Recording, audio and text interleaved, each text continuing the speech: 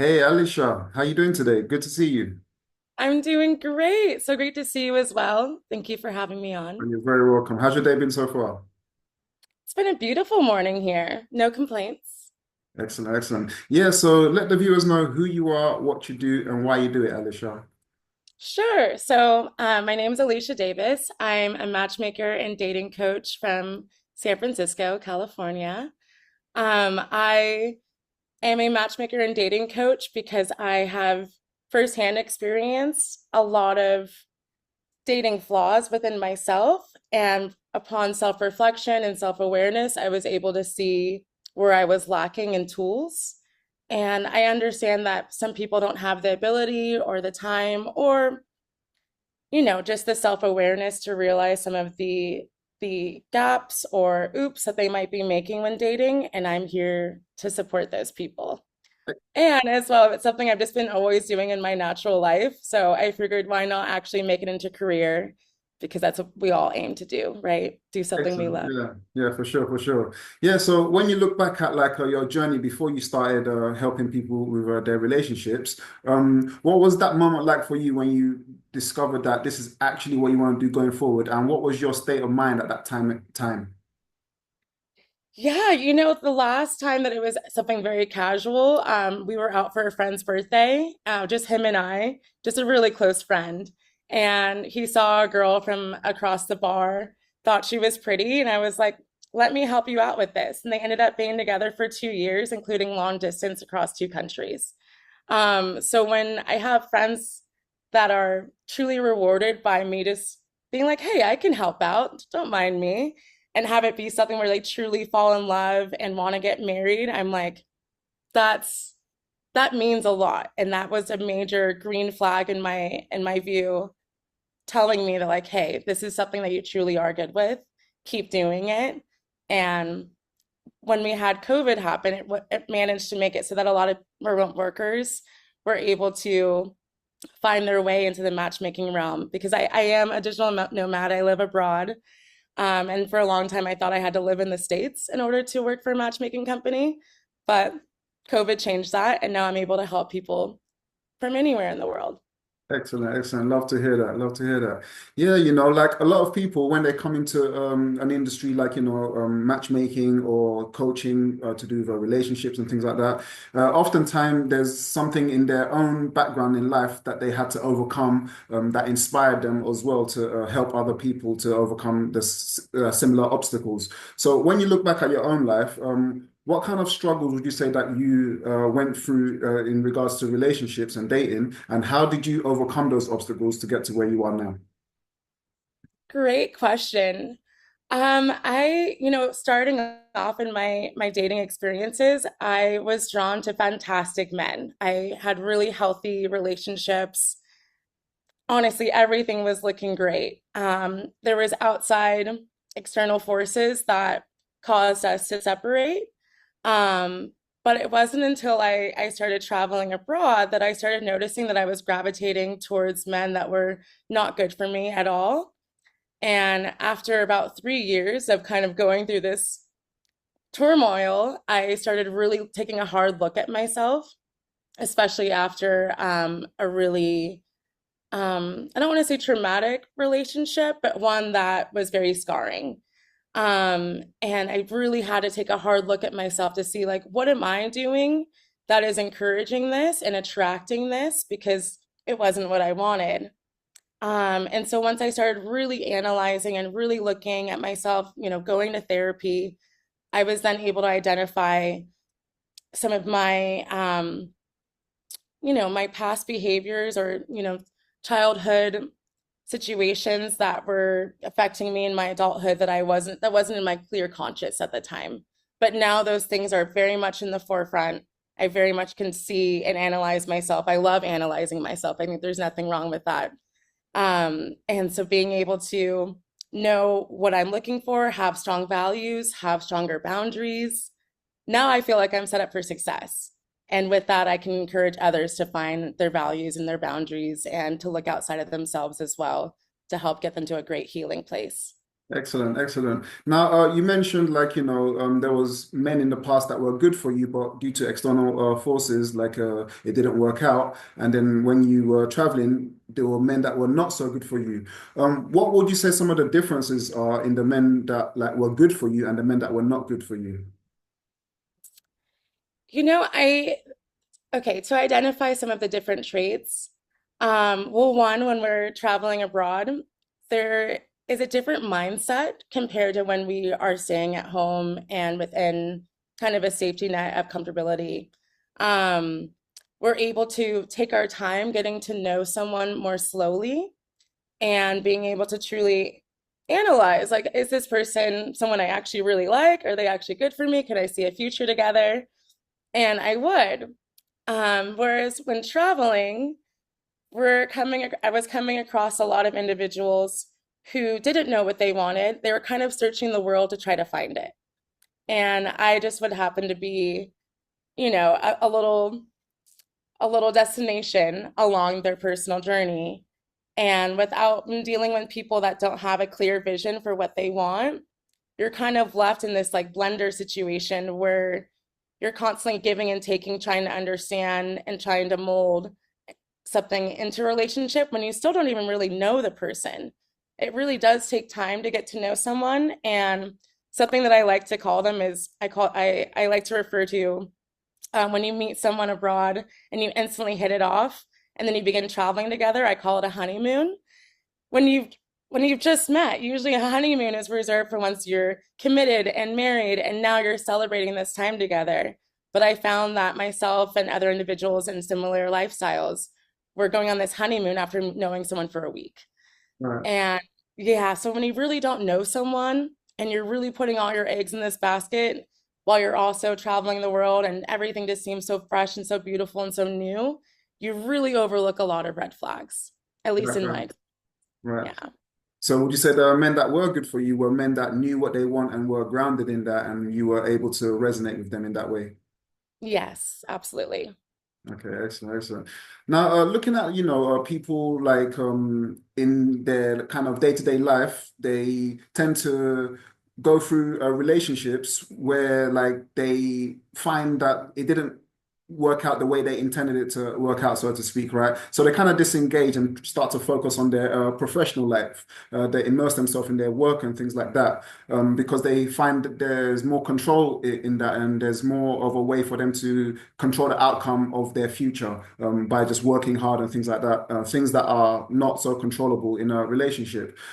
So it's to the point that like they start to distance themselves from their intimate side because they focus so heavily on their professional career and they don't know how to bridge that gap again. In your opinion, once someone has focused so heavily on their professional life, how can they start to once again bridge that gap with their intimacy?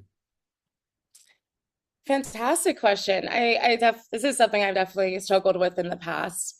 And I think there needs to be a clear conversation you have with yourself, admitting that where you've gotten to in your career, it's a good place.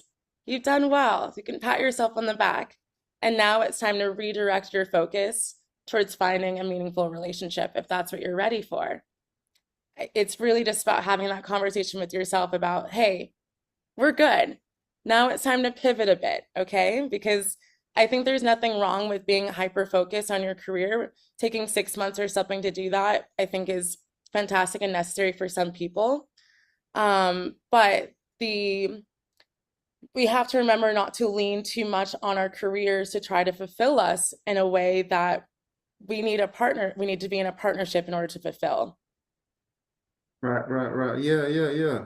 And another issue that people tend to face within a relationship is like the expectations that come along with some of those relationships. Sometimes a partner will complain that they're, let's say a man, for example, complaining about his woman that doesn't really pay attention to him, but will pay attention to what her boss is telling her to do. But when he has a request, is like a second best. So sometimes a woman will see that like, why do we have these gender roles and these type of things and expectations?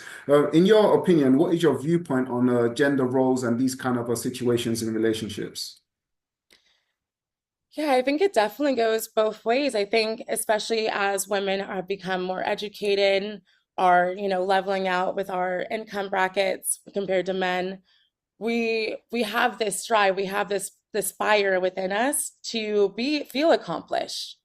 And I could understand how that might come off as too ambitious, especially when in a relationship.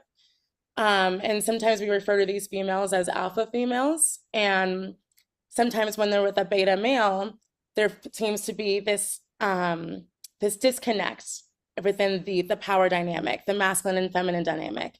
So I do really encourage women that do feel like they're more on the alpha side to understand that they need to respect their relationship just as much as they respect their career. And if that means creating time separately to make sure you have complete undivided attention for your partner, that's absolutely something you should do. If that means creating clearer boundaries around your work schedule so that you're not constantly getting interrupted with texts or phone calls in the middle of a meal with your partner, put your phone down. You need to be more conscious and mindful about the person that you claim you love and you want to spend your time with. Make it clear. But I definitely understand how this is a new battle for us, especially moving into 2025. That, just with more mindfulness, more awareness of your the way that you're making someone else feel in regards to women and how they're making their male partner feel, that's the best option. Is just being mindful because a lot of these times these phones, it's just such a quick habit. You hear the ding, you grab it, you start zoning out with the conversation you're in, and that's not healthy at all. Right, right, yeah, for sure, for sure. Now, you did mention like some of these men tend to be some type of a beta kind of energy that they have. Would you say like a woman could ever be satisfied or conform to a man with beta male energy? Yes, but with a clear understanding within herself that she needs to balance the masculine side in herself as well as the feminine. When we're in that hyper work mode, that hyper alpha mode, it's strictly masculine mode. There is no softness. There isn't enough vulnerability. As women, we very much need to relax and be soft and let someone come and support us and help us and be there for us. A lot of men, they don't want to hear that they like you don't need their help, that you don't need their support because they want to. They Right. really do. Yeah. Yeah, yeah, yeah. So, like that being said, wouldn't you say that women are more like attracted to like a masculine energy so they can be in their feminine or like so it can complement their feminine energy? Or what is your opinion on that? Yes, I would say that can definitely be the what we're yeah. Yeah, that's true. But there's plenty of exceptions. There are plenty of alpha females who are more in touch with their sensitive side that want to be with an artist, that want to be a creative, that want to be with someone that actually wants to be a stay-at-home dad and help take care of their kids. They to be able to know that you can be your authentic self and strive for your dreams while getting the support that you need from your partner is is all that we hope for. But it's really just about being able to understand where you are at in that masculine and feminine dynamic. Yeah, yeah, for sure, for sure. Now, like some people, they look at these type of situations and they feel like they're not actually sure if they can get everything they want from one person, so to speak, right? So they start looking at different types of relationship dynamics, and they start looking at things like monogamy versus non-monogamy, and seeing if there's another type of way for them to be fulfilled in their lifestyle and things like that. So, in that context, what is your viewpoint on monogamy versus non-monogamy? My viewpoint is a little complicated. I very much believe that having a wide variety of relationship styles is completely natural. I think to each their own. More of my concern these days is I'm noticing a rise in ethical non-monogamy, and I'm a little nervous that that's just being sugar-coated as a situationship. On the other hand, I'm also noticing that females, or both male and females, they're finding a partner that they really like. And this person is polyamorous or is practicing ethical non-monogamy. And they've never truly considered it themselves, but based on the fact that they really love this person or at least want to fall in love with them, they're willing to kind of reassess their values in regards to their relationship style and are kind of being pushed to make changes that they would normally not make on their own. Not to say that it's not great if someone encourages you to explore something new, but I'm seeing it more of like a negative because I feel like some of these women or men actually don't want to change their relationship style. They feel very monogamous and they're having to kind of talk themselves into feeling comfortable with the situation. I just want people to be able to take the time to really look at your values outside of the external person who's asking you to possibly change for them. No one should ever be asking you to change. It needs to come from within yourself. Right. Yeah, you mentioned like the ethical non-monogamy. Sometimes it could be sugar-coated, and it could actually be a situationship. So would you say that like these people that would maybe have been monogamous otherwise, that like they just wanted to please their partner, so to speak, and that's why they go into it? And would you say that it means that there's something missing in a relationship if someone is asking to open it? If someone is asking to open it, I don't think that. So in my response, I was initially talking about when you're first getting to know someone within like the first month or two. Um, and and before you know it, they kind of pop up with another partner saying like, "Oh yeah, like I'm poly, I'm open." And it's like, "Oh, I didn't realize that you were." I give me a moment to digest this and see if I'm okay with it.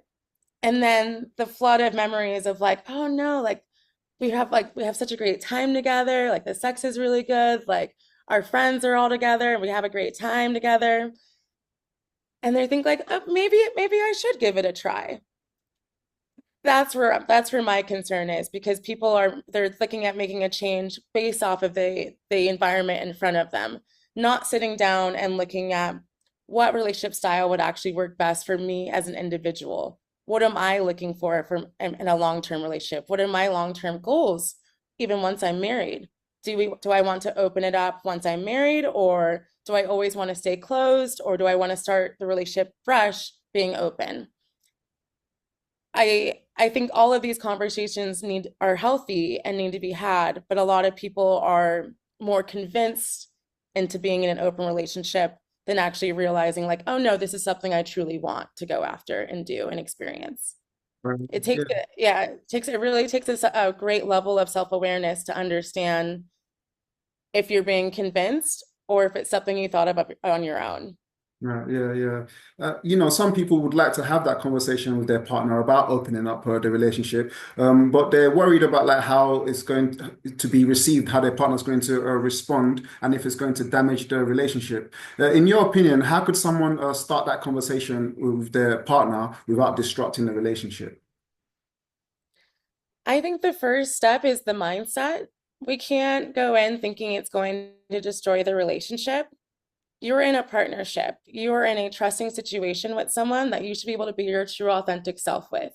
You should be able to speak your mind. It's just always about the way that you deliver your message. If you come in with the situation saying, I want to be in an open relationship after you just hooked up with someone else, bad timing. But if it's really beforehand and you're talking about it over the course of several months, and you really do come to a place of like, okay, we have a great outline, we have an understanding, let's give it a go. It may not work the first, like, let's give it a go. And if it ends up working, okay. But there needs to be a clear line of communication during the whole trial process. So I would approach a partner from that angle of like, I'm not saying this is exactly what I need. I'm just saying it would be something that I would definitely want if you would want to join me on this journey and lay out the reasons for possibly why you feel the need to open up. And there's several different reasons for why people want to open up their relationships. And it's not always necessarily because they're looking for other sexual partners. Sometimes it is. But being able to be clear with your partner, making it clear that you are not saying that there's anything on their end that is faulty. It's a you situation and how you would love for them to join you on the journey, I think is the best way to approach it. Yeah, definitely. The way you communicate it and the way you come across to your partner from not a demanding but like expressive type of way would definitely be a way to open up that conversation. So I agree with what you were saying there. But looking at like these kind of relationships, whether it's monogamy or non-monogamy, jealousy can often come up in these relationships. In a non-monogamous situation, it could be like you're spending more time with this person than you're spending with me. In a monogamous situation is I notice that you're looking at this person or talking to this person to the point that the partner that's always been accused of like these things like starts to feel like, why am I always being accused of these things? In your opinion, how could the partner communicate that like there is nothing to be jealous of when I'm doing these things, and how could a person that's always feeling these jealous emotions start to deal with their jealousy? Recognize the emotion for what it is. Name it. Jealousy. Okay, why do I feel jealous? Start to self-analyze. What are the triggers? What past emotions? What past experiences are you projecting into your current relationship? A lot of times we bring past experiences into the new and assume it's going to be just like before, when that's not true. And sometimes we have to do a hard stop on ourselves and realize where we're making misjudgments. Also, being able to have a great dialogue with your partner about how you're feeling. Be like, I feel jealous, and I'm sorry if it might seem a little odd or if it seems like a little too much, but I really do need to voice to you how I'm feeling in a calm, normal, conversational tone. If we wait for those conversations when we're in that moment of feeling highly triggered, the word vomit comes out. We're saying things we don't truly even understand about ourselves or truly mean. And that's when things get convoluted and no solution is ever found. And then it's just an argument. But being able to bring yourself down a bit, want to have an open and loving conversation with your partner about how you're feeling because you want to be authentic always. I think there's nothing wrong with that because jealousy is a trained trait. It's something that we picked up along our lives. And it is easy, not easy. It takes work to understand your triggers and to want to work through them and to realize that you don't need to be super possessive. You don't need to same way that you wouldn't want your partner to be super possessive over you just because you're chatting with a new friend who happens to be the opposite sex at a birthday party. You know, you don't want you know in your heart that you're not doing anything to hurt them. Try to do the same for them. Right, right, yeah, yeah. Like when you say it's a trained trait, jealousy, like do you feel like it's not something that comes natural to some people, or like, when we look at even kids, sometimes they can get jealous. Would you say like it's something that we picked up along the way that wasn't there, or like is there something within people that is innately jealous? It's something that we picked up from our childhood, especially if you grew up as an only child. You didn't really learn how to share. And so you will notice that only children or the babies of the family, like the youngest sibling, will tend to be more jealous as their need for attention and validation is higher. Right. So being able to recognize it within yourself that like, oh, I'm a little bit of attention needy. Like I need to check myself about that is a great first step. Yeah, for sure, for sure. Now, sometimes it's just jealousy and there's nothing to it. Other times there's actually a good reason for the jealousy because infidelity has happened and someone has stepped out of the relationship. Like some people, when they've been cheated on or their partner stepped out, they'll be like, "That's it, it's over. There's no way back. You've stepped out and goodbye." And some people will be like, "Okay, this has happened, but we're stronger than this and." We can have a conversation and understand what happened and overcome this. Do you feel like people can overcome that kind of situation and forgive each other authentically? Or do you feel like once the damage has been done, they're just going to be tolerating each other from then on and it will never actually be the same as it was? I definitely think there's a chance for redemption, but it really depends on what happened. And it depends on how much the partners value each other. If Mm, this was a one-off situation versus a serial situation, it's completely different. People make mistakes. No one is perfect. If someone is sincerely apologetic for their behavior and the way that they made you feel in response to something that they did, that person can still be your person. But if they're not willing to accept responsibility, then no, that person was never truly your person. Right, right, yeah. So like the partner that has been cheated on, like even though they say they forgive, do you feel like they still tend to carry around a sense of like wanting revenge for what has happened and holding something over their partner despite the fact that they've had a conversation of forgiveness? Really depends on the person and the amount of work they're willing to do with it as well. I'm a strong believer in therapy, and it's okay to check in with a therapist, even if it's just for a few months, just to talk about this one situation. You may not need, if you have the ability to go for several years to really unveil all the layers to yourself and peel back all the onions, that's great. But having a resource outside of your intimate friend circle is extremely important in order to get you over that hurdle of learning how to trust again. Yeah, yeah, for sure, for sure. Now, looking at like brand new relationships now, like when people embark on a brand new relationship, there's a lot of butterflies, a lot of chemistry that they're feeling, right? And they really want to immerse themselves into this new person. But for some people, like you said, that's you, yeah, Yeah, yeah. they want to swim in it. Yeah, Yeah. for sure, for sure. Like, but for some people, like when they immerse themselves so much into this brand new relationship, they start to lose their sense of self in the process. So, how could people immerse themselves in a brand new relationship without losing their sense of self in that process? Oh, I love this question. My first rule of thumb is never cancel plans that you have with other people for someone new. So keep your social calendar, keep those obligations to your friends. Um, it's about staying true to yourself through this process because we love getting swept off our feet and fully immersing ourselves in a new situation, but we have to be mindful that we're still getting to know that person and truly getting to know someone to understand if they really are a great potential person for you to spend the rest of your life with takes minimum 6 months. So before you start canceling your plans with your friends because, oh, he just messaged and he wants to meet me tonight. No, no, no, slow down. Like, reschedule for a time that suits you better to make sure that you are well-rounded with your relationships. Because that kind of sinks back to what you're mentioning earlier in terms of people feeling like they need to open up their relationships because they're not fulfilling their needs within the relationship.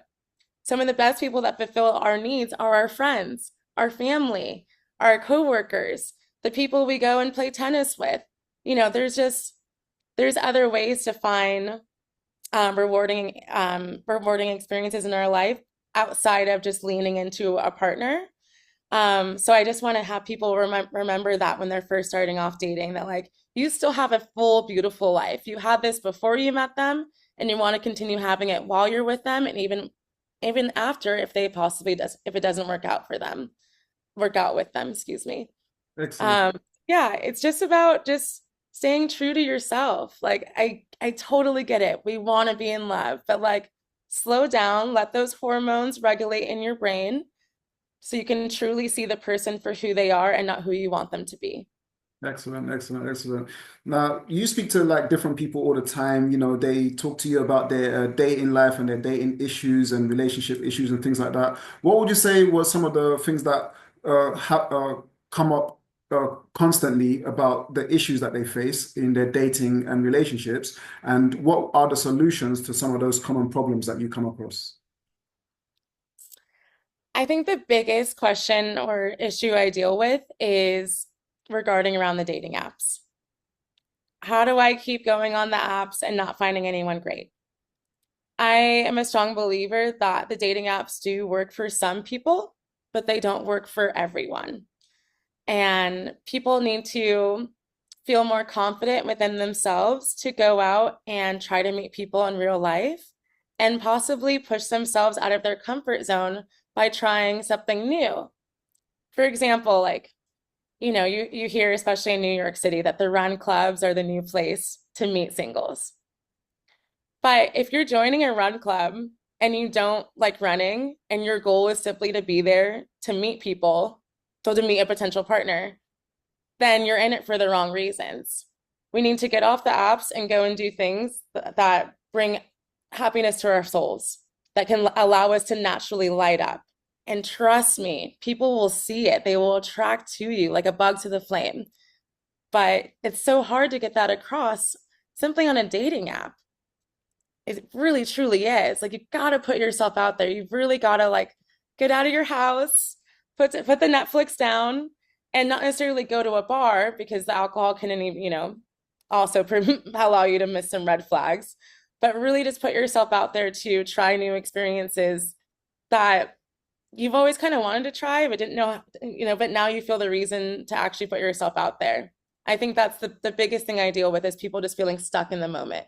How do I actually find someone great? Go and do something great. Go and just go have fun. Go outside and have fun. And I promise you, you'll meet great people. Yeah, fantastic. Yeah, dating apps can definitely work for people, but there will be nothing like a real world connection. A lot of the time, you find out like the real connection between you and someone that you met on a dating app when you actually meet them. So that's just to show you there's no replacement for a real world connection. So listen, Alissha, like thank you so much for coming on. Thank you for everything that you've shared. Where Thank could you for people having me. find you, find out more about you, and find out more about what you do? Sure, sure. Yeah, you guys can find me on my Instagram at Alissha D, ALISSHADEE. And you can also find me working with Anna Morgenstein with Dating Rehab NYC. That's where I do my matchmaking. But yeah, you can just look me up. I am very receptive towards anyone that comes my way. I'm more than happy to answer any questions, especially for free. My goal here on this life is to simply help people any way I possibly can. Excellent, excellent. And for the viewers, all the links to her socials will be in the description so you can get in touch with Alissha and find out more about what she does. Once again, Alissha, thank you so much for coming on. Any final words before we wrap up? Thank you so much, Kayo. Final words would be just trust. Trust that you can find a great person out there and you're not alone in this feeling. You just got to trust and love yourself and try. Excellent. Thank you so much, Alissha. Thank you. Take care.